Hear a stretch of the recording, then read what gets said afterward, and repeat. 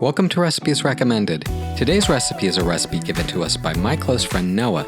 He gave us two from his grandmother Evie to choose from, and the winner was Lemon Delight Pound Cake, a timeless classic bursting with citrus and also with a bit of her personal touch. It was also one of Noah's family favorites. Evie would make it in a bundt pan, and the only change we made to her recipe was to make it in a loaf pan. It turned out great, and we truly hope you enjoy it. If you do, please consider leaving a comment, liking, and subscribing to this channel. Starting with the dry ingredients, we pour in 2.5 cups of unbleached all-purpose flour and 1.5 cups of sugar. Then 3 teaspoons of baking powder and a 1/2 teaspoon of salt. Following that, 3/4 of a cup of apricot nectar, which you can find in the juice section of your grocery store, 3/4 of a cup of vegetable oil, 2 teaspoons of lemon extract, and to finish up, 4 large eggs.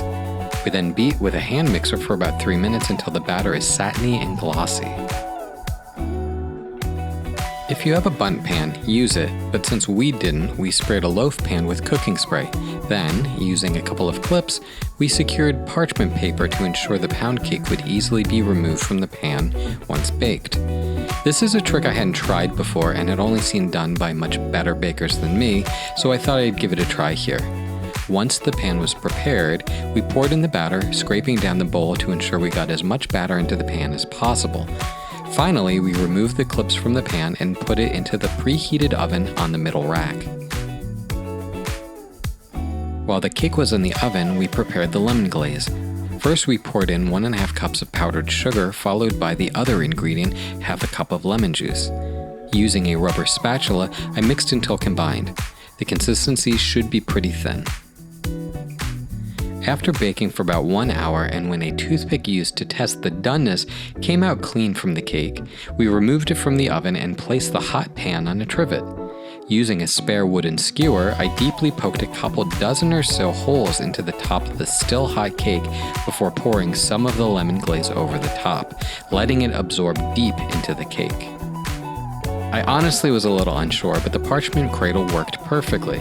With help from my wife Lisa, I gently pulled the 2 overhanging sides of the parchment paper and the cake came right out with minimal sticking. If you're using a bundt pan, you'll remove the cake by inverting it.